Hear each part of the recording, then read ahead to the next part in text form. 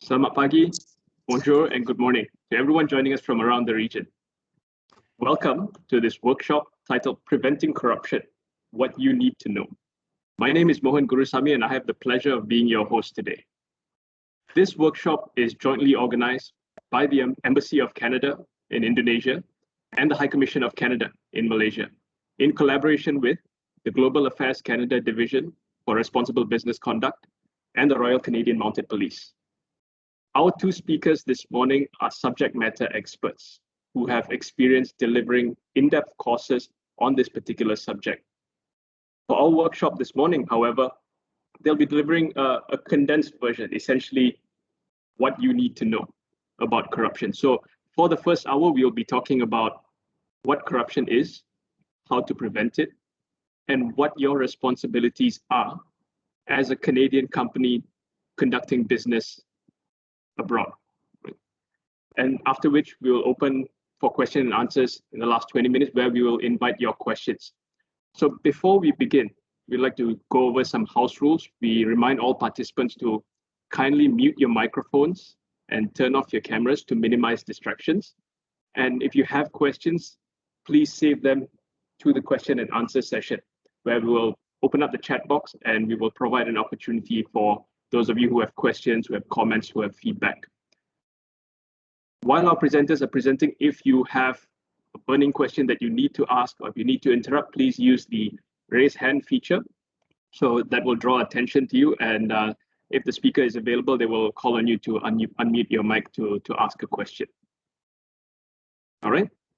To flag off this morning's workshop, it gives me great pleasure to invite the Ambassador of Canada to Indonesia and Timor-Leste, His Excellency Cameron McKay. Ambassador McKay, over to you, sir. Thanks very much for that kind introduction. Ibu-ibu and bapak-bapak sekalian, all distinguished participants. Selamat pagi to all of those of you in Indonesia and Malaysia, and good evening to everyone in Canada. Salam sejahtera untuk kita semua. I really am delighted to be here today to open this online workshop on preventing corruption, what you need to know.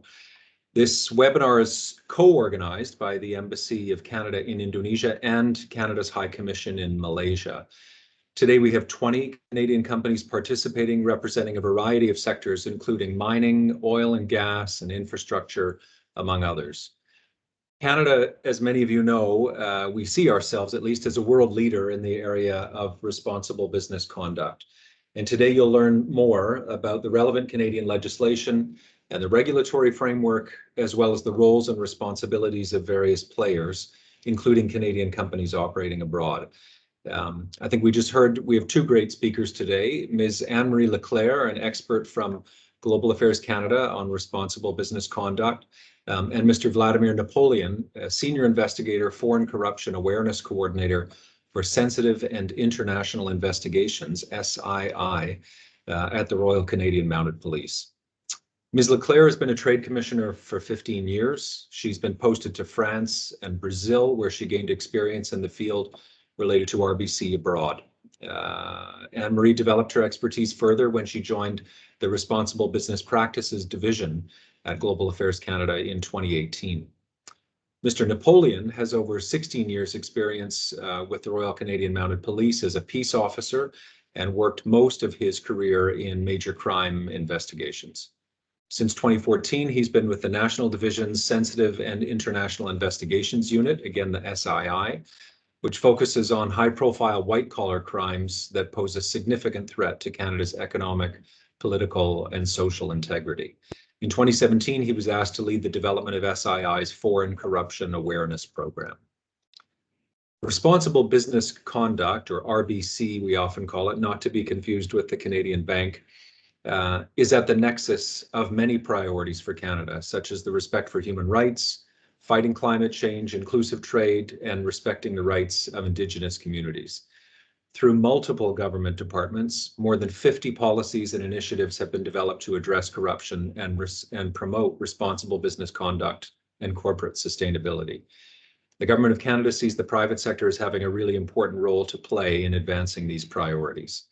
Managing risks in complex markets is key to business success, as you all know, and businesses can use numerous tools and incentives. By incorporating RBC, or responsible business conduct, into your operations, we think you'll be better equipped to manage social, environmental, reputational, and economic risks.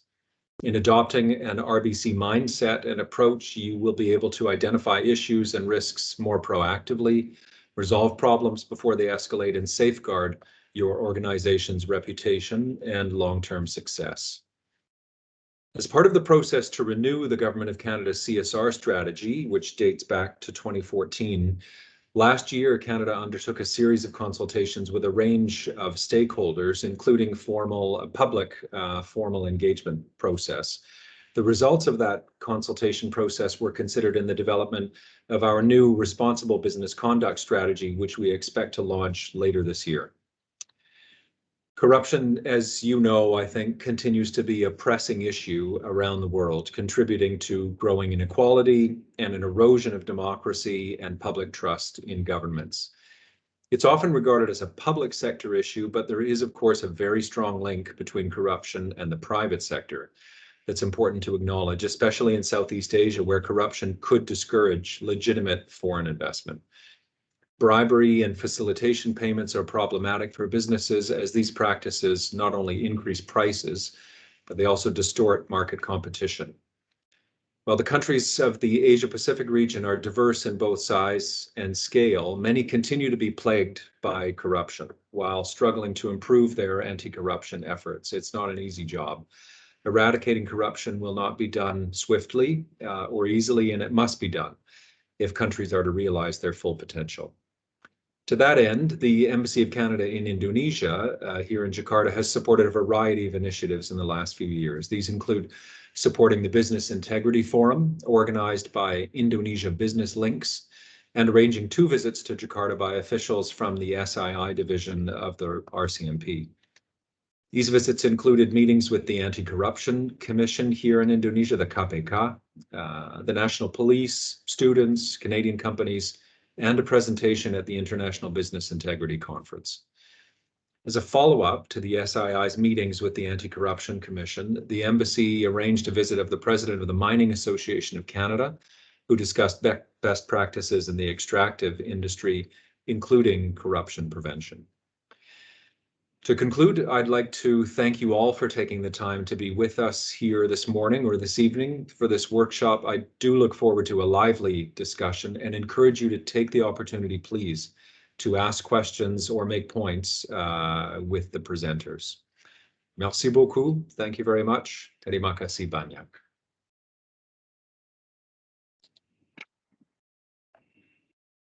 Thank you very much, Ambassador. As Ambassador McKay rightly mentioned, responsible business conduct, or RBC, is not just a moral obligation. It is a proactive approach to businesses. It allows businesses to identify issues and risks, to resolve problems before they escalate, and to protect the organization's reputation and long-term success. To give us a more in-depth view of responsible business conduct, or RBC, I'd like to invite the first of our 2 speakers, Ms. Anne-Marie Leclerc. Anne-Marie, s'il vous plaît. Bonjour. Good morning, everyone. My name is Anne-Marie Leclerc. I'm a trade commissioner working in the Responsible Business Practices Division at Global Affairs Canada, based in Sweden. So this morning it's 4 a.m. for me. So if I'm a bit slow, I will ask you to be very forgiving. So my presentation this morning is about responsible business conduct, and I will start right now. Here we are. So responsibility means business. As the ambassador said this morning, Canada has had a strategy for corporate social responsibility since 2009, and we are in the midst of renewing that strategy. So it has had 2 iterations, one in 2009 and one in 2014 that was focusing mostly on the extractive sector. But now we've soon, hopefully within the next 2 months, launched the renewed Responsible Business Conduct strategy. And what do we mean about responsible business conduct? It is the integration of the management of risks to the environment, people, and society within the core of business activities. What do we mean by RBC risks? RBC risks are not your usual business risks like will this client pay me or will this supplier supply what I need? It's more about managing the risks to human rights, the governance risks, um, operational risk, legal risks. Those are the risks we're talking about here when we are talking about responsible business conduct. Responsible business conduct respects for human rights, respect local laws, respects Canadian laws like the CFPOA that Vladimir will talk about a bit later, and all relevant international responsible business guidance like the OECD guidelines for multinational enterprises or the UN guiding principles for business and human rights.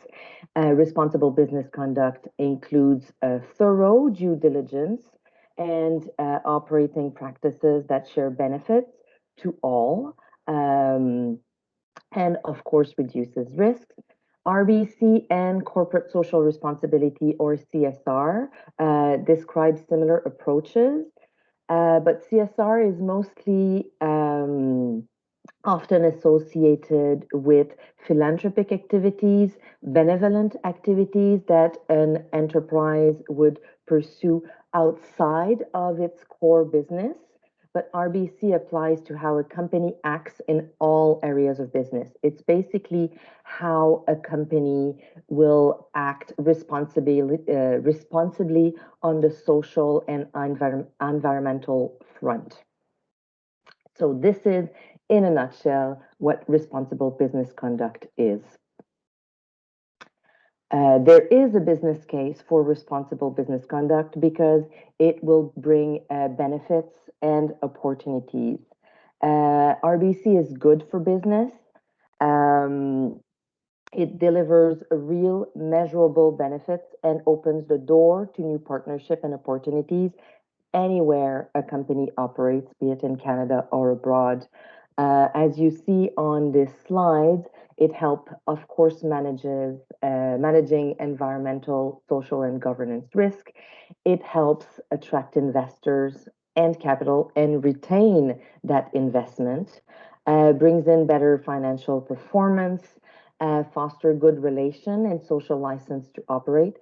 One of the most important thing is helps with the brand reputation and enhance recognition and reputation, attract talent and retain staff,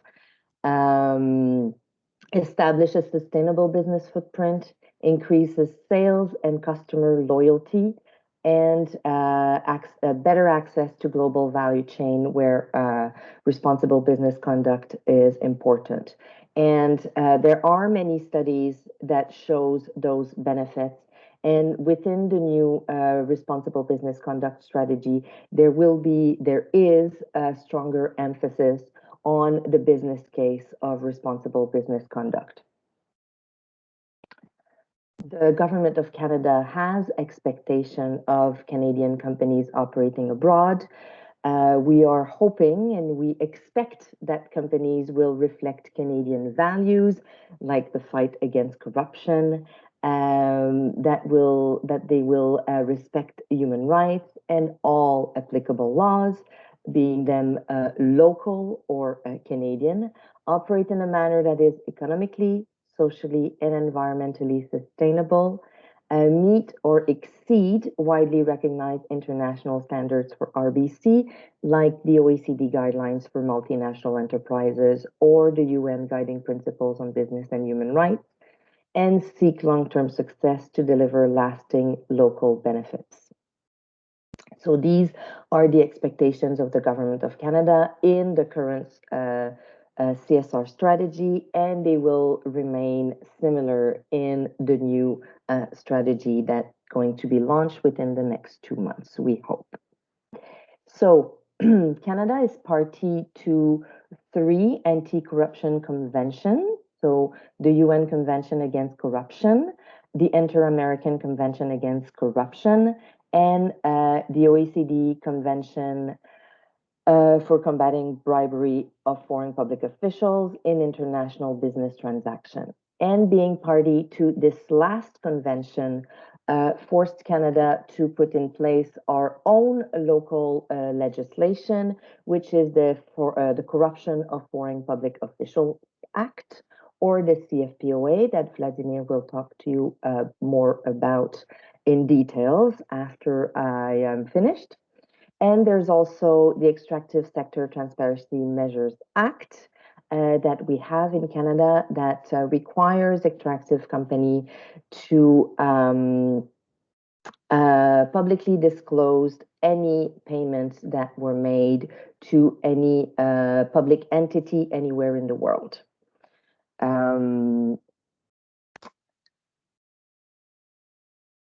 So this is the environment around corruption that we are navigating with. Whoops, I forgot something, I'm sorry. One thing I need to mention that is not related to corruption, but is now a legislated component of responsible business conduct at large. In July 2020, the Customs Tariff Act in Canada was amended to prohibit the import of any goods mined or produced using forced labor, including child labor within Canada. So that's really important to know that there are 2 laws at present in Canada that are focusing on responsible business conduct. One is the CFPOA, so the Corruption of Foreign Public Officials Act, and now this prohibition of the imports of goods mined or produced using forced or child labor anywhere in the world. So you can't have any of those goods enter Canada, and they will be stopped at the border. Combating corruption, Canada's approach. Of course, Canada is committed to combating corruption at home and abroad in collaboration with other governments, the private sector, and civil society actors. Corruption is one of the greatest obstacles to economic and social development. It stands in the way of strong foreign investment and trade and decays the fabric of society. It breeds organized crime, contributes to inequality, and has this disproportionate impact on marginalized population like children and women. It leaves little room for democracy to flourish and for justice to prevail. Equally disturbing, it threatens human rights and endangers lives. So the Trade Commissioner Service of the Government of Canada is there to help Canadian companies avoid issues of corruption and set expectations for businesses. And part of the Canada's approach to combating corruption is the request for any client to sign an integrity declaration in advance of the Trade Commissioner Service providing any type of trade advocacy services. So this integrity declaration states that the company acknowledges that the expectation of Canadian companies operate in a manner that is consistent with the OECD guidelines for multinational enterprises, that the company has not and will not engage in corrupt activities, and it also acknowledges that the Government of Canada will only advocate on behalf of ethical companies. So there are tools and resources available for you to help in the fight against corruption.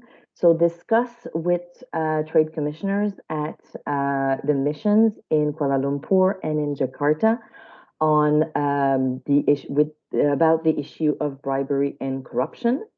the Trade Commissioner Service has developed a guide on how to avoid corruption and adopt a responsible business conduct. It will be shared with you.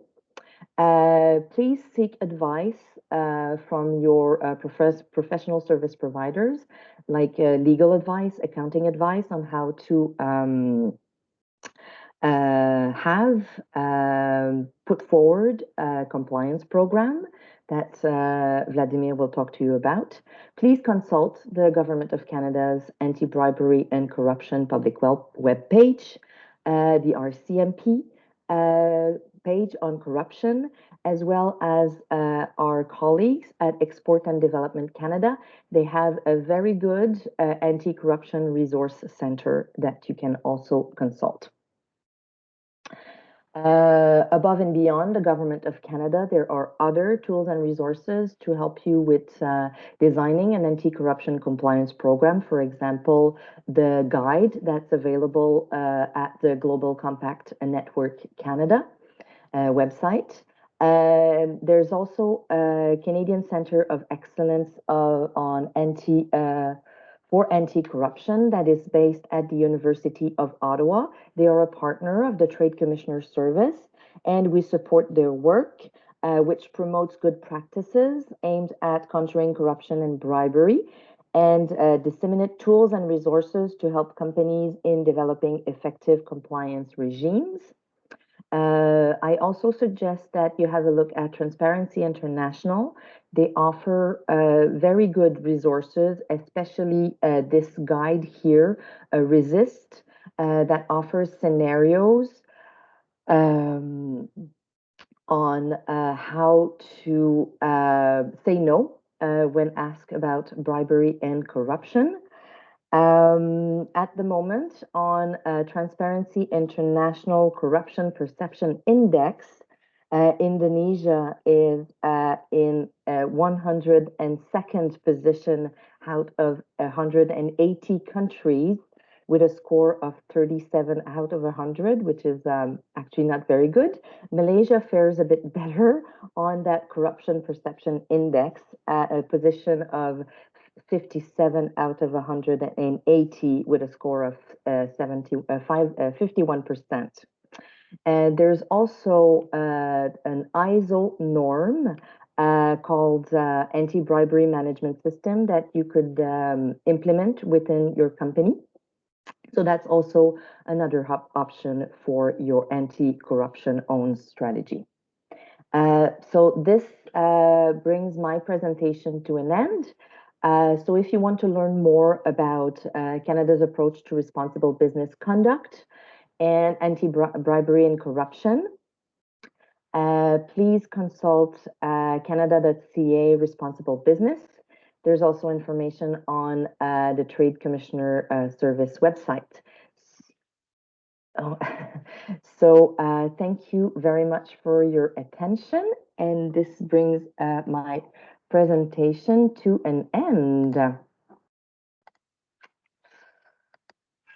Thank you very much, Anne-Marie, for that very engaging introduction on responsible business conduct, and also for providing us those tools and resources for companies to learn more. So what we will do after this is we will be sure to share those resources, those links, to make it available to all the participants here today.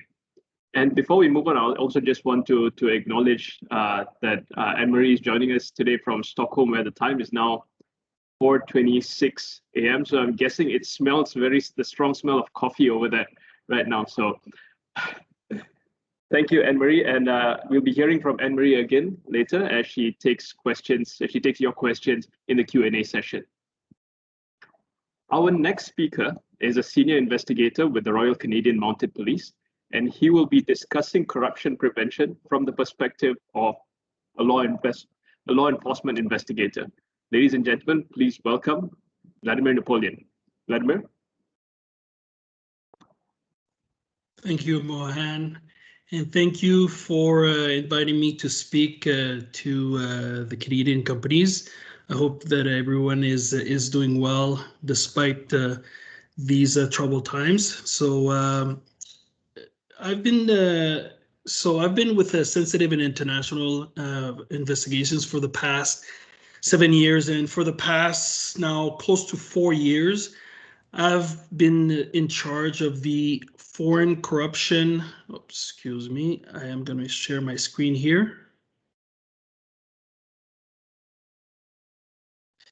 Been in charge of the foreign corruption prevention program. And one of the things that really is that struck me throughout the years is in the business community, we've noticed, actually, I'm going to start with an example. When I started my career, I was working as a patrol officer. And one of the things that I've discovered is that when you're working in a certain area, you're patrolling in a district at one point, you know the businesses, you know the people that are in your area that you're actually patrolling. And in the business community, one of the things that we've kind of noticed is that it's something that was kind of missing when we're talking about foreign corruption. And that's one of the reasons why we've taken some steps in order to be more present and actually listen to the industry and listen on what's going on and actually try to find solutions. And the idea here, my job is to actually help basically the industry, Canadian companies, government agencies, and really trying to find solutions to mitigate some of the risks of exposure to corruption. So in that perspective, one of the things that I was trying to achieve, we've developed a corruption risk assessment tool here, which provides some indicators for Canadian companies when they're doing business abroad. We understand that when you're operating in foreign jurisdiction, there are clearly some challenges, and the trade commissioners are there to help you, to assist you to achieve those goals. But at the same time, there are some risk of exposure to corruption. What I've done here in this risk assessment tool is to provide some simple and most common, I would say, common risk of foreign corruption, where you can sit down and basically reflect and see if you may be at risk. It doesn't mean that a Canadian company is engaging in foreign corruption, but it's more a question of looking at the situation and seeing if they may be exposed to foreign corruption. For instance, and I'm going to put this a little bit bigger here. So in this corruption risk assessment tool, one of the things is the CFPOA that we're talking about today, the Corruption Foreign Public Official Act. Use of third-party agents. In certain countries, it is absolutely necessary in cases to have a third-party agent to help you enter certain markets. No compliance program, or again, if it's a small or a medium company, a medium-sized company in the mining industry, the miners, so the miner companies. So these are things that the companies need to look at if they don't have a compliance program, if they're not familiar with local laws when they're establishing themselves. Also, if they require approval from the foreign government in order to exploit certain mines or certain territories. So seeking government contracts. So all these things are indicators which the company, if there's a few checks, that means the company should probably look. Now, on the other side here, we've tried to look at some of the solutions to mitigate some of the risk of exposure. So implement a robust compliance program, whistleblower program, train your employees, basically have them sign the declaration, for instance, also that Anne-Marie spoke about a little bit earlier. Comply with industry standards. There's also the remediation agreement regime, which is an option for companies when they are in situations where there's potential corruption and they want to self-report. This is an opportunity for them to do so. So there's an actual legislation set in place, and I will get into that a little bit later on through the presentation. So this tool is really to provide a quick assessment and see how it's going. And one of the things, actually, I was doing a presentation to a company recently, and one of the things that we're mentioning is that they're familiar with the FCPA, and the FCPA is actually the U.S. legislation, which is the counterpart of the CFPOA here in Canada. And I was basically explaining to the company that it is good that they're complying with the FCPA, but because they are a Canadian company, they have to be, they're bound to the CFPOA, which is the Canadian legislation. Because of the Canadian legislation, regardless where you are around the world, there will be definitely an impact to that.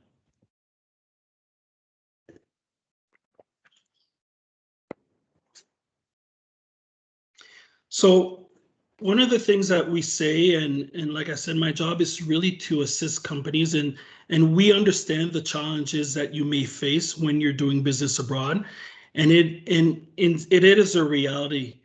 And one of the things is that we work with the trade commissioners to basically educate and assist in providing some of those risk indicators, and also provide a law enforcement perspective. One of the things also we're telling Canadian companies that when you're in certain places around the world, sometimes you are solicited to pay bribes. Sometimes the Canadian companies, or regardless of the jurisdictions, some companies will solicit and will offer bribes, but in other times they are solicited. So one of the things is that we try to basically educate and tell the companies how to push back, is to blame your trade commissioners, or blame us, blame the RCMP, in the sense that if they do engage in those practices, they can be arrested, lose their permits. So in reality, there's this aspect where there's a risk for them to engage in those situations. Also, one of the things that we try to encourage is, like I said, to provide tools to that effect. So some of the key concerns for the companies, obviously, you will have some reputational risks, negative perception, negative public perception towards the company. And nowadays, there's a term that's used as cancel culture. Potential drop shares, share values. Generally, in the mining industry, the companies are publicly traded, so it definitely can affect the companies to the shareholders. Disgorgement, so repay illegal profits. So if a company is found guilty, they not only will have to pay fines, but also pay a surplus of all the profits that they made throughout the illegal activities that they engage into. Subject to substantial fines, and also legal liability. So what have upper management done to mitigate and reduce the risk of corruption? Did they actually implement a compliance program? Did they educate their employees? Did they have training? So when we do have allegations, we look at the totality of the situation, and we're not going to look at it in we're not going to look at it with at face value, obviously, but we need to look at everything that's going to be brought to our attention. So when we look at the CFPOA, what's really interesting, it's a small act, and it's a quick read. I would say it's about 5-10 minute read. There's some really important aspects to it. So when we look at the definition of the body of the act, so that every person who commits an offense in order to obtain or retain an advantage in the course of doing business. And this aspect is really important. In the course of doing business, if a person is under duress, obviously it's not something that we're gonna we're gonna pursue charges if we know that somebody's life was in danger. So it's really important to look at, again, like I said, the totality of the circumstances. Directly or indirectly gives, offers, or agrees to offer a loan, reward, advantage, or benefit of any kind to a foreign public official or any person for the benefit of the foreign public official. And when we look at the definition of who is a foreign public official, the Canadian legislation is actually very large in its definition. It could go as far as pretty much anyone that is under the payroll of the foreign government could be basically identified as or interpreted as a foreign public official.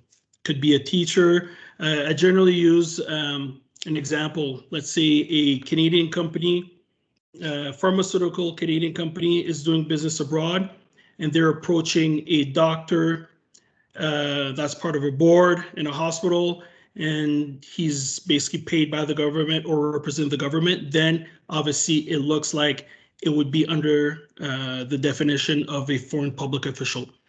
So it's really important that people understand that that definition is very large. So we have it here: a person who holds a legislative, administrative, or judicial position in a foreign state, including a person employed by a board, commission, corporation, or other body or authority established to perform a duty or function on behalf of the foreign state. So quite very large.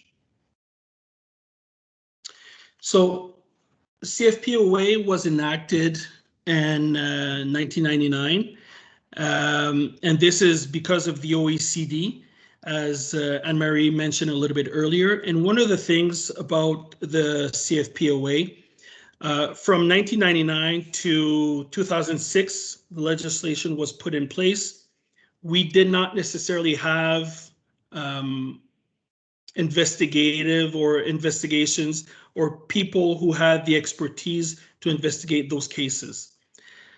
So from 2006, the government of Canada basically put in place Global Affairs, Department of Justice, and the RCMP to combat corruption according to the OECD. So what we had put in place, we had 2 teams of investigators to investigate specifically foreign corruption. So from 2006 to 2013, we had some cases that were brought up to the courts. And we see here CFPOA amendments enacted in 2013. And why there were some amendments was because there are certain loopholes at some point that were in the legislation that did not give us enough, I would say, probably power or teeth in order to prosecute certain companies or certain individuals. So quickly, we'll just go through the some of the amendments. Books and records, so basically self-explanatory. If a company is actually using the books and records to hide bribes, then we could go after. So it is in the criminal code, but now it was also put in the CFPOA. So as long as a Canadian company is not entering properly their records, putting their books up to date properly, then it would be definitely a potential charge for corruption. If it's a case of corruption. National jurisdiction versus territorial. Like I mentioned earlier, it doesn't matter where you are around the world. We can actually prosecute any individuals. So we had, for instance, we had a case where a Canadian company, actually it's a US company that had a subsidiary in Ottawa in Canada.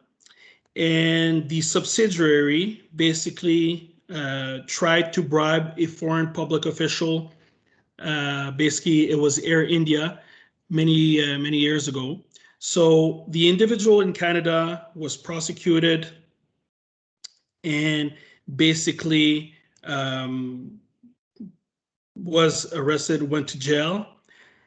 The thing is, after these two individuals, so after the Canadian individual was prosecuted, two individuals, one in the US and one in the UK, basically tried to continue the bribe that initially started in Canada. Even though these two individuals never set foot in Canada, because there is a Canadian nexus, and because it was a Canadian company, and the bribe started here in Canada, we had the authority to prosecute the executive in the US and also the facilitator, that was a third-party agent in the UK. And basically, we went after these two and prosecuted them. Both of them came back to Canada for their trial, and they were basically, both of them received 30-month sentence. So this is to give you an idea of how far the Canadian legislation, and this provides us some sort of case law now. Elimination of facilitation payments. This is something that is still, we believe, is still recurring. We still hear stories where it does happen, and people don't understand that it's not about the money, but it's really about the action of paying the facilitation payment. And I'm just going to give a quick example. Custom officer in a foreign country basically receives $100 from Canadian company in order to clear their goods. The problem is that the $100, first of all, for the custom officer in certain country might be extra bonus, might be some substantial amount of money, which provides an advantage to that Canadian company. So now that Canadian company may have access to hundreds of thousands of dollars of goods or millions of dollars, who knows, just triggered by $100 that was given to him, as opposed to the other companies who are not providing facilitation payments. And basically, they are still waiting the due process. And because of this, are not engaging in facilitation payments, are in the disadvantage to the other company that actually paid that $100. So it's really, like I said, it's not about the money, but really the fact of paying, the action of providing the facilitation payments triggers much more than $100. So people think that, well, the RCMP will not come and investigate this matter because it's only $100. Again, we have to look at the totality of the situation and see what are the impacts with the industry, and there is also the reputational impact also to the country. Increasing maximum penalties. So just to show that it is a serious offense, from 5 to 14 years, they increased it. And narrow power to lay charges. So it's only the RCMP that has the authority to lay charges under the CFPOA. There's no other law enforcement that can do it. If they do have reports, they have to, in more general terms, they have to send it to us, or there could be a joint force operation in order to investigate these matters. But generally, we have the expertise here in Ottawa, and we have enough people to investigate these matters. So it's not, there's no private prosecution, so a company cannot sue another company relating to the CFPOA.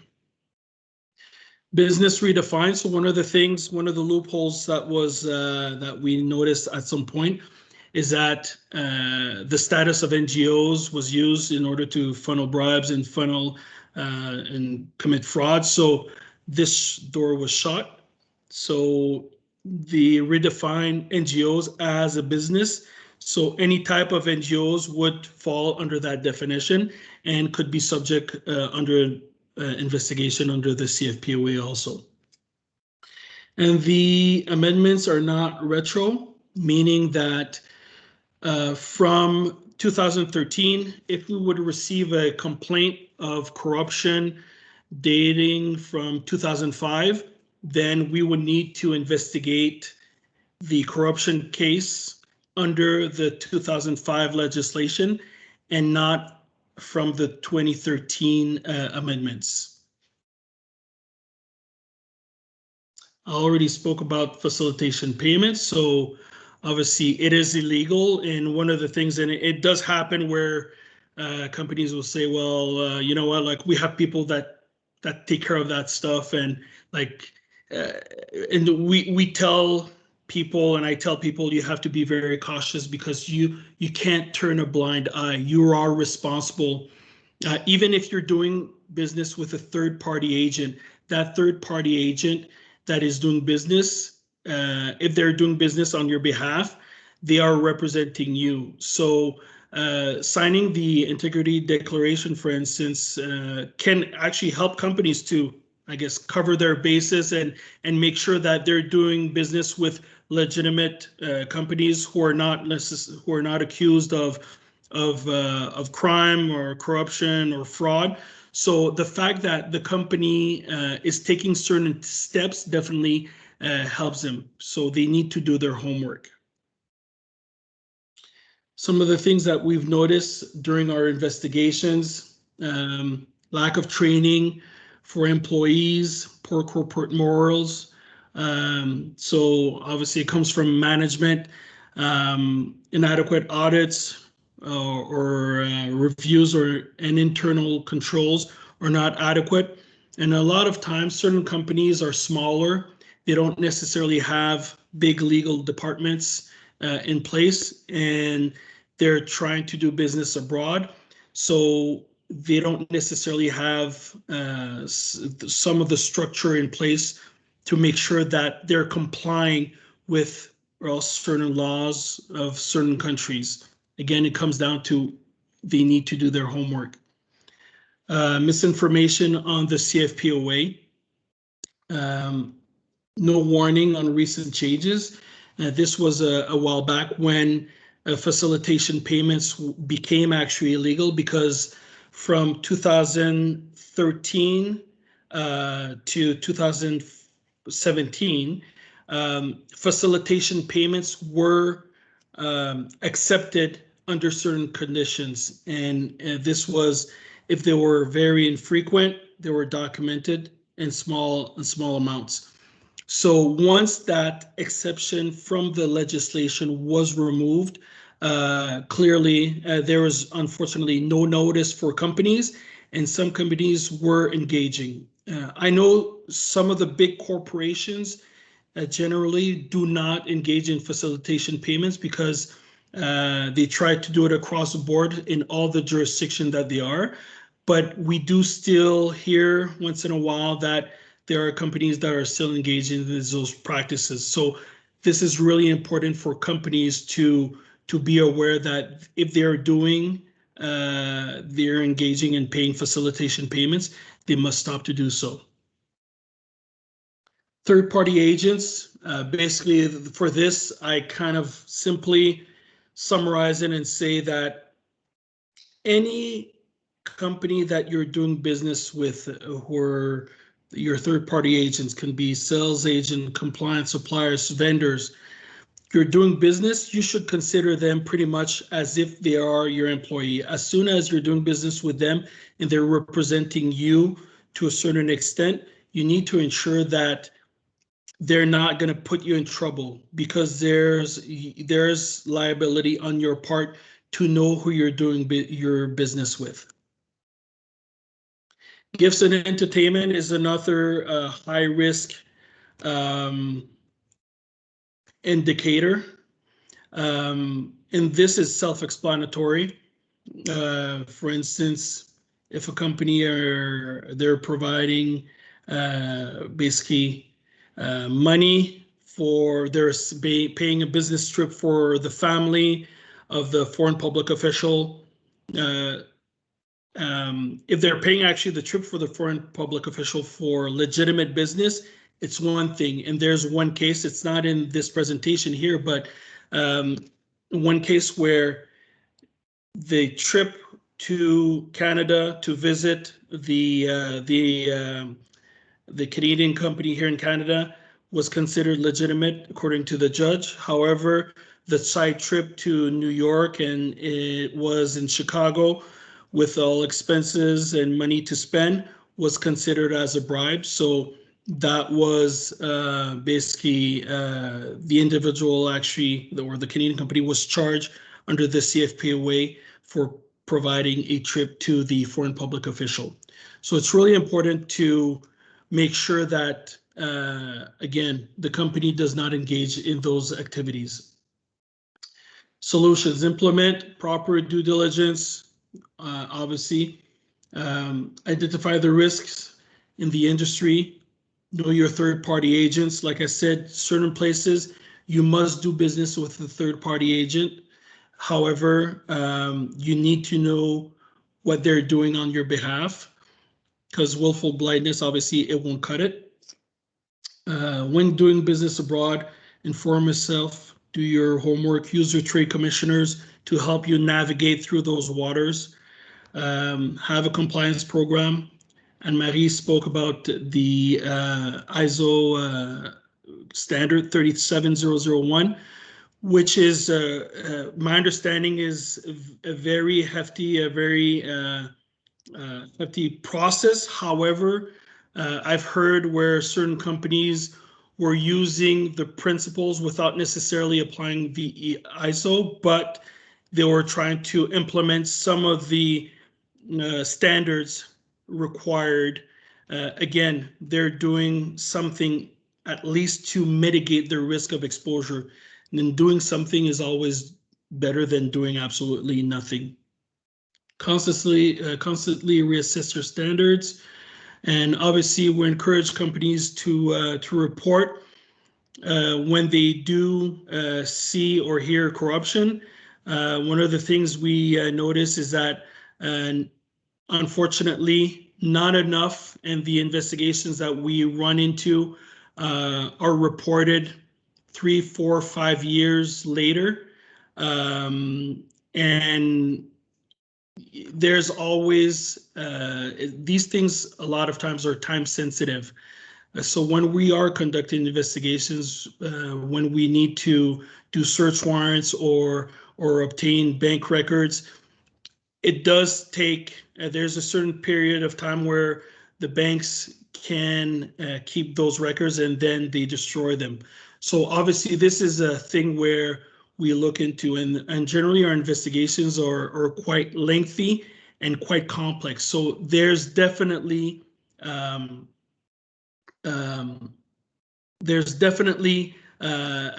challenges on our part that we need to deal with. And this is why my role is to, like I said, to sit down with industry and provide some of the indicators for them to understand some of the risk to avoid and prevent of not falling into those situations. And just to share a quick story, this was last year at a mining conference where a Canadian company, basically I was providing some information. I was sharing some of the risk indicators, and they noticed some of them were there, and they realized that they needed to go back home and basically discuss with their team and say, you know what, this situation, they're not very comfortable with, because they were being pressured into a situation where potentially they were asked to pay bribes. So to that effect, the fact that the company realized, you know what, they did not engage in a corruption act, but they realized that they were potentially at risk, and they were potentially going to be paying a bribe without necessarily knowing it. So just the fact that they saw the indicators, it helped them to take that step back and realize that they were potentially at risk. Like I said earlier, self-report, remediation agreement regime. This is one thing that we've been doing with Public Prosecution Service Canada. And what we do is they explain their role when a company comes forward, and we explain, the RCA explain our role on the remediation agreement. And to that effect, we simply do the investigations. When a company comes forward, we basically try to explain to them the process to that effect, to reassure them that when you're coming forward, first of all, the company doesn't have to disclose who they are. They can simply have a lawyer come give us a call or even come to our office, and we kind of explain the process. Because when the company, excuse me, how are we for time? Mohan? We're okay with time. Okay, good. I'm almost done, but I just wanted to talk about the remediation agreement because it's something that is quite new, and there were a lot of questions, and there's a lot of questions relating to this. And so the legislation came into effect in 2018. And when a company does want to self-report because they potentially committed paid a bribe. For us, it doesn't matter if a company comes forward or we receive the information from a complaint, because we still need to do a full, thorough investigation, because one of the criteria is the likelihood of conviction. So it's really important for companies to understand that the RCMP has no say in the remediation agreement. The only thing that we're going to tell the prosecutors and we're going to tell Crown is when a company comes forward, if the company cooperated. And to do so, when we talk about cooperation, we live through experience. And one of the things that we've established is a protocol with the companies. So once a company sends its lawyer, the lawyer comes in and basically kind of explains, doesn't need to say who his client is. And after that, the lawyer kind of pre-negotiate some of the terms. There's this protocol to basically understand each other, to say, this is what cooperation means, and this is the expectation on both sides. There's at any time, any company can back off or the RCMP can back off, but it's really to secure and make sure that the company understands that we're here to actually help. And the process of the remediation agreement is not to entrap companies, but it's really to provide them the opportunity to self-report. We had companies come over where they did not, the companies basically did not know specifically if they actually paid a bribe or not. They simply had the suspicion, and we had to tell them, well, go back, look into your books, find where you have this potential bribe, and from that point, we'll conduct the investigation. But you need to identify it first. So companies will have, or else they'll have internal audits, they'll have external firms to do the audits. But once that's the identified the problem, they can contact us and we'll work through with them.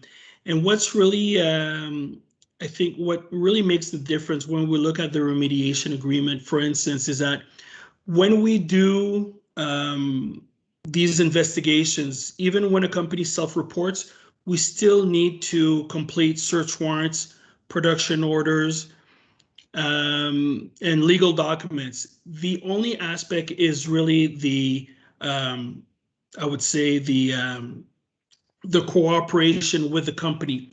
So when the company cooperates and prepares these documents in advance, and we've done it recently, actually for the past year at least for sure, is that when we enter the company is already hasn't prepared their IT department, provide us with the documents. Even though we have the search warrant, they already had prepared with the IT for us to seize the servers or re-image or image their servers and then go back. So we don't need to shut down the company having maybe 15, 20 police officers in order to execute a search warrant. A search warrant can be executed potentially even like with 2 officers attending the company, and the company has provided, like I said, all the documents in advance.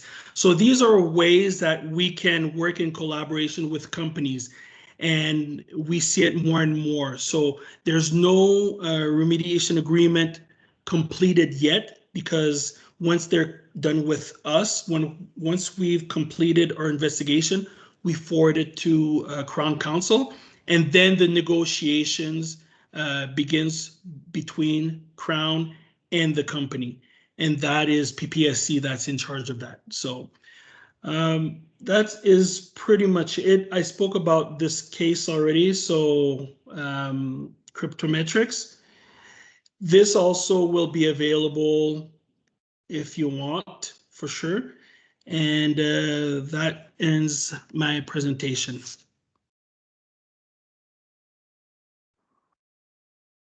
Vladimir, thank you very much for that in-depth presentation on, I think I'm hearing some echo. Oh, are we okay now?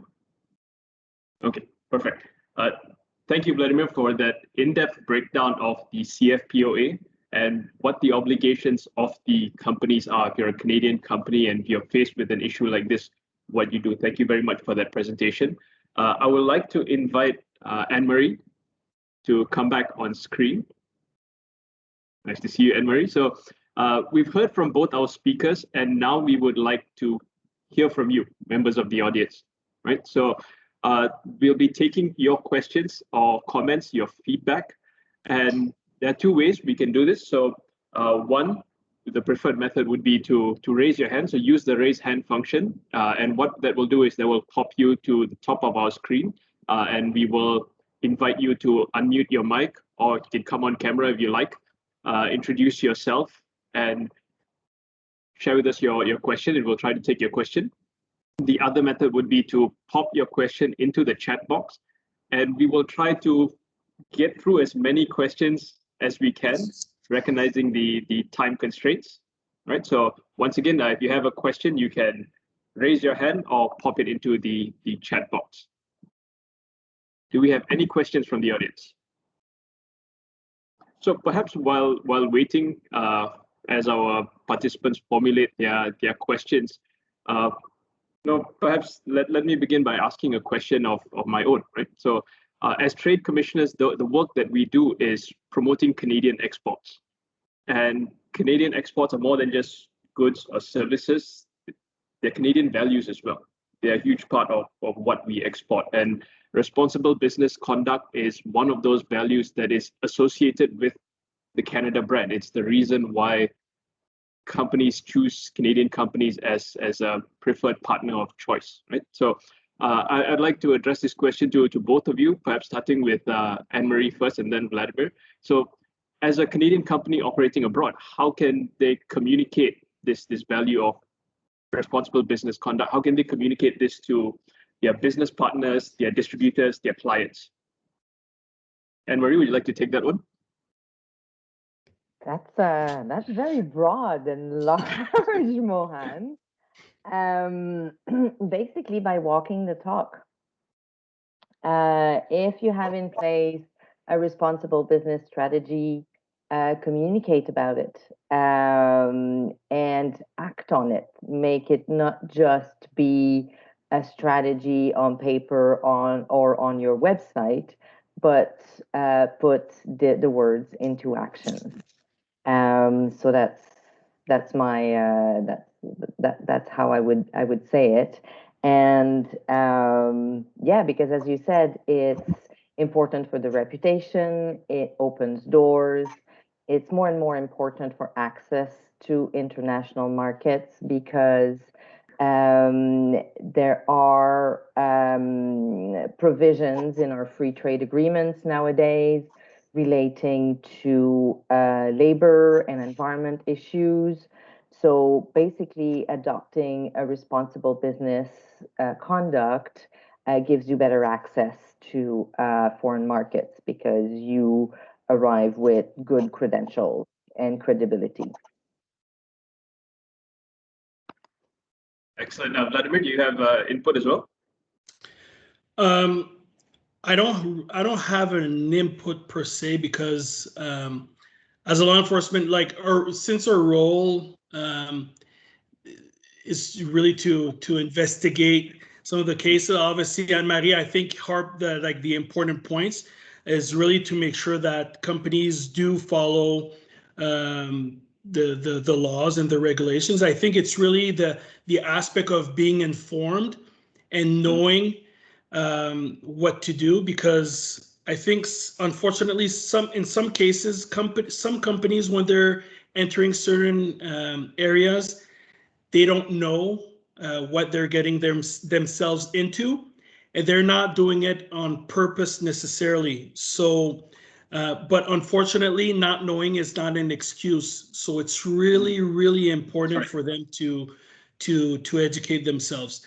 And I think that's why we encourage companies to use the trade commissioners, because trade commissioners have a lot of expertise in the markets and know where to go, and also help the Canadian companies when they're doing business to that effect. So, thank you. And I think you mentioned it earlier as well, Vladimir, that yes, use the Trade Commissioner Service, use the government of Canada as your reason, right? The reason you're unable to engage in unethical business practices because as a Canadian company, you have an obligation, and you have informed by the Trade Commissioner Service that there are certain things that you cannot do while you're conducting business abroad, right? We have a question from James Pang. James, would you kindly unmute your mic? Hi, thanks Mohan. This is James Pang here. I'm the Managing Director of WSP in Malaysia and Singapore. Yes. Morning, you James. may know that WSP, our headquarters is in Montreal, Canada, and we have very strict regime on the ethics and compliance. Yeah. But now, while I'm overseeing the Malaysian and Singapore business, and we face some, I would say, challenges. That is, from time to time, we need to say tender for some opportunities where the project location is in Southeast Asia country, like Vietnam, Indonesia, Brunei, and where we do not have our establishment there. So in order to meet the tender requirements, we used to seek local consultants, because we ourselves are consultant and clients, and engage us to provide a professional service, be it a studies or design work for certain facilities or buildings. So our challenge now becomes that while we do not have a local establishment, so we do not know the market too well, we try our best to seek a local partner. So I believe that kind of local partner will be regarded as the third party in this perspective. Yeah. So we will do our own due diligence to check the local partners that will be contracted with us. So we have certain extent, certain control and confidence when we clear our own E&C regime. But what about if the clients also engage their local companies in helping them in those projects, which we do not have any control? So if something happened in those third parties out of our controls, so what will be the impact to us? So that is my questions. Thank you, James. Vladimir? Yes, I know it is a very complex situation. I know sometimes it's easier said than done, but like I mentioned a little bit earlier in my presentation, is that when you're doing business with third-party agents, you should always try to consider them as similar as employees. So whatever you're able to put in place to ensure that you're protecting yourself and do your due diligence.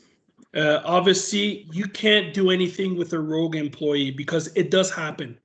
So again, when the allegations, and I'm just talking about a police perspective, obviously, but when we do receive allegations, when we look at the information that's brought to us, and a company can self-report and say, you know what, this is what happened.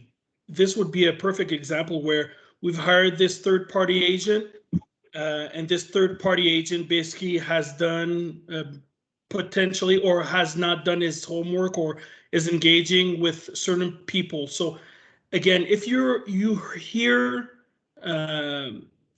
situations where you're potentially at risk, again, so you have to take that difficult decision to decide if you're going to be doing business with that third-party agent or not.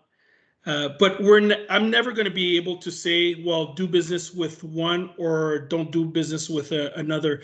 It's not our role. Our role is really to make sure that these are the indicators and you have to make those decisions. And sometimes, and most of the times, they are difficult decisions because you're trying to enter certain markets where it's not easy. But again, that's the decisions that the companies have to make.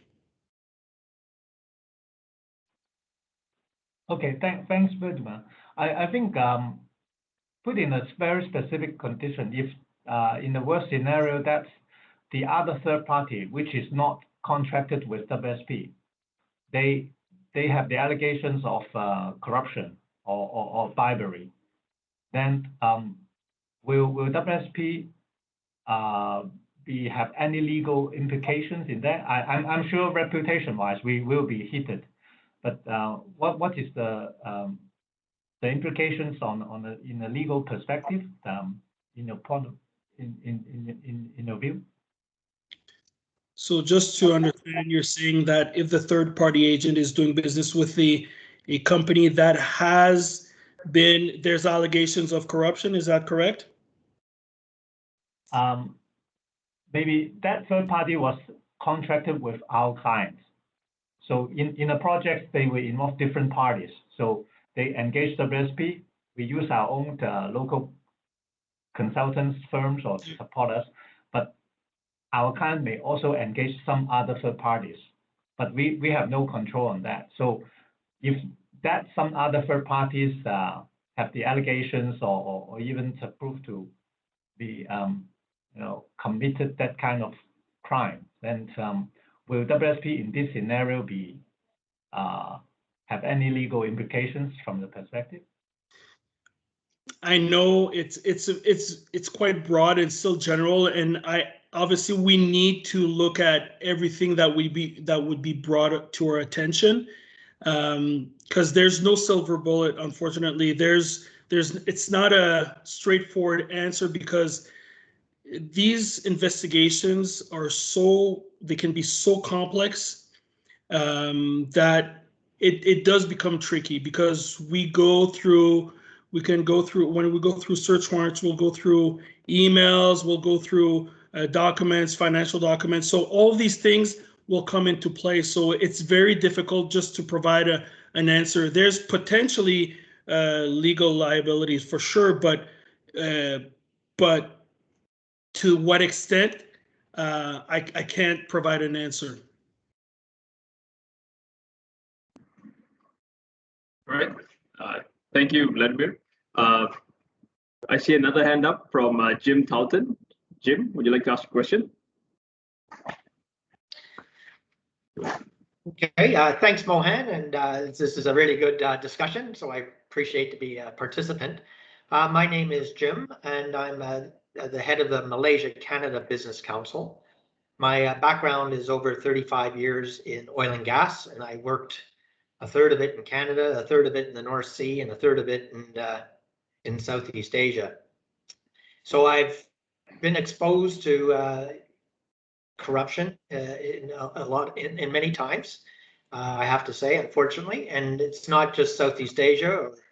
It was in the North Sea and in Canada. So one of the things I saw, my pattern would have been rogue employees, and you mentioned that. And I kind of came to the conclusion it's all about the control systems you put in and the training you give to the individuals.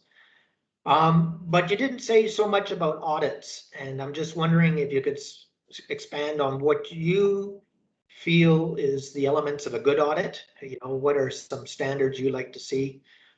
Because I kind of equate audits like safety investigations, and there's people that do safety investigation that's pretty haphazard, and other safety investigations that really get to the root causes. So if you could say a little bit about audits, and then take it from there. How do you try to motivate everybody to change? Thanks. Thank you, Jim. I'll open to both speakers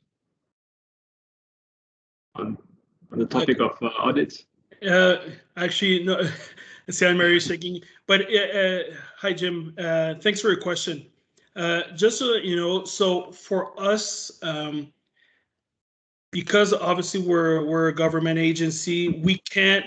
I can't expand on what is a good audit specifically, because when we conduct our investigations, yes, we look at the data, but generally a company will have audit firms that can do it for them externally, or they'll have people doing it internally.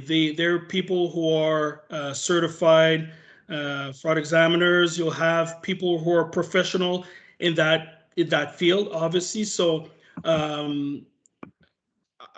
like I said, I cannot comment and provide and say that what is a good audit or not a good audit. Unfortunately, it's not something that we can elaborate to that effect. Okay, and well, I was also, then maybe I could phrase it just slightly different. Is there places that we can go to? You know, what are kind of, is there any limitations that a company has when they do an audit on their operation? And that, you know, here's an example would have been, we suspected some funny business in a tender.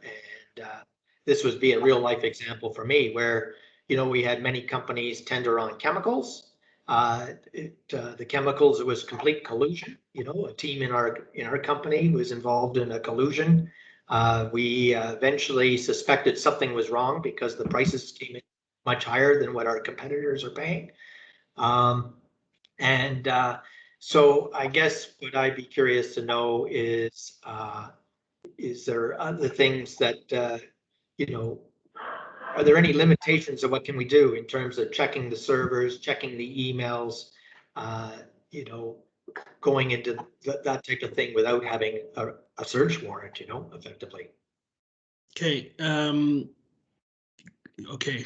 Yeah, I have to be careful in a certain way where, so obviously if you have a legal department, that's something definitely that could be looked at by the legal department in the sense that they can give you guidance to that effect. And this is a bit out of, again, this is not a something, because I am a police officer, I'm still an investigator. So when we do receive the information, we will go through the emails because we had a search warrant, we executed a search warrant. We'll have bank records because we've done a production order. So we go through these and we analyze them. When we have forensic investigators, basically who goes through these and crunch the numbers and basically trace the money. Now, the thing is, if you want to do your own internal audits, this goes with the, I guess, with the policies and the policies of the company, because there's certainly a how do you say this, the expectation of privacy, if I can use that term. But again, I'm not a lawyer, so I'm not gonna I cannot expand. It's not something that I'm familiar with to speak to that effect. But there are, like I said, some external or internal audits that can be done in order to make sure that your books are proper. Does that answer your question? I know it's a It might no, be vague, but I'm trying to answer it's a tricky to the problem. best. I think to end the discussion on it would be what I also noticed that eventually we were able to do enough, and this was in several different times it happened in my career where we were able to do enough. We were able to dismiss the employees. And then what I've noticed that other people would know where the line was drawn and the activity would stop. And I also wanted to make a comment that you could check, if you start hearing whispers from other competitors about what your company's involved in, and I mean, those were all little signs that I learned. And the other thing I just wanted to state is that although I was in oil and gas, just in the larger Canadian community here, we had banks and we had other industries. And, I thought just this sort of comparing notes with other industries was very helpful on what these other sectors do in combating the problem, because it is an insidious problem. So thank you for your time. Not a problem, Jim. Actually, I wanted to mention, you pointed out something which unfortunately does happen too often, is that when there is sometimes a rogue employee, the employee is dismissed, and it doesn't necessarily solve the problem depending of what type of potential crime or a situation that happened. And one of the things is that we tell companies and we tell people is to actually report. And the thing is, when we do receive the information, for instance, like I was mentioning a little bit earlier, the self-reporting, for instance, that would be something where the company notices that, there's some irregularities in their books. They suspect a potential employee is going rogue or is committing fraud or is potentially paying bribes, whatnot. Then to that effect, the company can basically have legal action, basically sending this information to the authorities. So for instance, if we would receive this, we could investigate a matter where it was an employee to that effect that committed, and if it can be determined that it was a rogue employee, yes, we can, because the CFPOA is not only after corporations, there's obviously individuals that can be prosecuted. However, for the remediation agreement, when a company comes forward, it's only eligible for companies.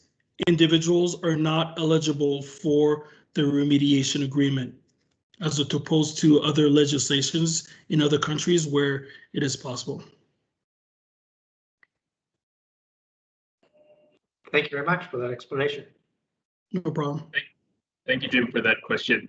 And in the interest of time, I think we will wrap up the Q&A session, but we'll take one last question. So I noticed in the chat we have one question from Anika McManus. So basically, Anika's question is, it has to do with responsible business conduct, right? So companies that choose not to engage in responsible business conduct are put at an unfair advantage versus their competitors who say have no issues with paying a bribe, right? And the disadvantage that the company may face is that they may experience delays in approval. So Anika's question is basically, is there any support from the Trade Commissioner Service to ensure that companies that are following responsible business conducts have their permit applications addressed within a normal time? So I'll perhaps turn this over to Anne-Marie, but from our perspective as a Trade Commissioner at Post, if there are allegations of a public official that has requested or is expecting a bribe, we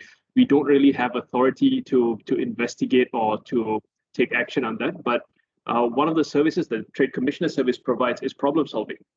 So if you as a Canadian business are experiencing issues with a regulator in your particular market, do contact the Trade Commissioner Service. What we cannot address is allegations of corruption, but what we can address is potentially transparency. If you're not getting the feedback, or if you're not getting clear direction from local authorities, the Trade Commissioner Service can assist to reach out to try and obtain that clarity on what is causing the delay, or perhaps what those reasons are that are holding up your permit approval. Anne-Marie, would you like to add anything as well? I think that covers very well what it is. And in a case like this, the company would be required to sign an integrity declaration. So we can go forward with that type of, that's what we call trade advocacy services. So reaching out to local authority, exactly like Mohan said, to get a better sense of where that permit application is and so forth. So yes, that's where the Trade Commissioner Service can help. Thank you, Anne-Marie, and thank you, Vladimir. So that concludes our Q&A session today. We would like to thank all of you for your great questions, for some of you who came online to ask your questions as well. For those of you who may have follow-up questions, who may have a question that you think of later, please do drop us an email and we will do our best to get you the answers that you need. All right, to conclude our workshop today, I'd like to invite the Acting Senior Trade Commissioner of Canada and Malaysia, Mr. Tom Abels, to deliver closing remarks. Tom, over to you. Thank you, Mohan. Thank you, Vladimir and Anne-Marie. Thank you, everybody. Good morning, salamat pagi, bonjour tout le monde, ladies and gentlemen. So I hope you've gained valuable insights from this discussion that we've had this morning at this workshop. I know I certainly have.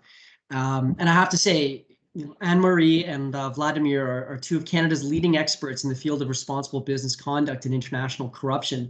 And I think it's pretty clear from the workshop that we had today, you can really see, the wealth of knowledge and experience that they bring to these types of discussions. And so I want to really reiterate that it was our privilege to work with them on this program and to help bring their messages to you, the Canadian business community in Indonesia and Malaysia.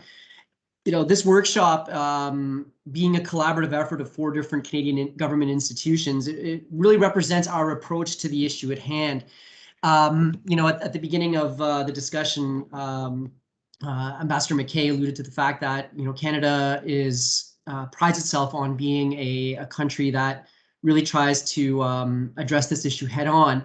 And, it really holds true that preventing corruption is everybody's responsibility. That's one thing that we've learned in our advocacy efforts with respect to this matter. And it only really works if everybody is on board. And so I have to say, from the position of acting senior trade commissioner here at the High Commission, and I would dare say on behalf of the government of Canada in general, we're very, very glad to have you, those of you who are here today, on board with this. Because it really is, it's something that everyone has to take ownership of. So one of my priorities here as a trade commissioner in Malaysia is addressing market access issues. This includes things like tariffs, quotas, and sanctions, which are all overt hurdles to free trade. They increase the costs of commercial exchanges or even prohibit them. But not all barriers to trade are written down in law or even apparent on the surface, as I'm sure we're all aware. Some very much lurk in the form of money changing hands under the table. And so the OECD has identified corruption as one of the most costly NTBs, non-tariff barriers in global trade. Corruption acts as a hidden tariff, and it can be just as damaging to trade relations as any legalized restriction. The added cost of bribes consumes resources that could otherwise be spent bringing down prices for the end user or improving the quality of the product. Corruption also distorts private sector competition. Firms that do best are not necessarily the ones that provide the most value, but the ones that can best work the corrupt system, which again is frankly in no one's best interests, but the firm itself, perhaps in the short term at least. Companies that are unwilling to or unable to engage in corruption are essentially locked out from engaging in free trade. And this is a very, very unfortunate side effect. At a deeper level, however, corruption also hurts the citizens of the countries in which we do business. Citizens, particularly in emerging economies, experience the effects of corruption as a lack of access to affordable quality products, reduced job opportunities, and insufficient allocation of government resources to public services due to missing tax revenue. Above that, too, for citizens of a country where corruption is rampant or suspected, it demoralizes. It reduces the faith in public institutions, in the very concepts of democracy. And I think, there's a real argument to be said that corruption in a country really strikes at the soul of it and really hurts the integrity of that nation. And so it's not just a simple matter of, $100 here and $100 there. The cumulative effect can have an absolutely deleterious impact on society as a whole. And you don't really realize that until you kind of step back and take a bigger picture. And you see the manifestation of that in things like anger by the people towards their government, especially on social media, criticism, lack of voter turnout, and so on. And so, I think it's safe to say that corruption is one of those areas where you can trace a lot of society's ills back to. And corruption affects us all. And thus, as I began by saying, preventing corruption is everybody's responsibility as a result. I'm very, very glad that we had this opportunity today to engage in a discussion with you on what corruption is and how we can prevent it. And as the nature of business evolves, so unfortunately will the nature of corruption. So, it is my hope, and I think it's everybody's hope here today, that today's workshop opens the door to more engagement between the Canadian government and Canadian business in Indonesia and Malaysia. There's much that we can learn from each other. And I think only together, working side by side is, maybe not only, but working side by side is certainly one of the best ways, I think, to address the issues that are affecting our countries. So, I think lastly, that we can all agree that today was just an absolutely fantastic workshop. And it would not have been possible without our speakers, Ms. Anne-Marie Leclerc and Mr. Vladimir Napoleon, as well as our partners in Jakarta, who, Ambassador McKay, Emily Carrier and her team, thank you so much for working on this, for being able for reaching out to Malaysia and to helping us work on this joint workshop. And I want to especially thank on our end Mohan and Akmal here in Malaysia for running with this here in KLMPR and really helping make sure that this went off without a hitch. And then lastly, of course, to thank everybody who is in attendance today. So, until we meet again, in person or more likely virtually, I hope you and your loved ones are staying COVID safe. Thank you. Merci beaucoup and terima kasih. Perfect. Thank you, Tom. And now, Vladimir, Anne-Marie, I'd like to invite both of you to please unmute your microphones. Ladies and gentlemen, if you'd like, you can unmute your microphones, come on screen, and bid everyone thank you, merci, and we will see you again soon. Have a great day, everyone. Bye. Thank you. Bye. Thank you. Take care. Thank you. Bye. Thank you. Bye. Bye. Thank you. Bye. Stay safe, everyone.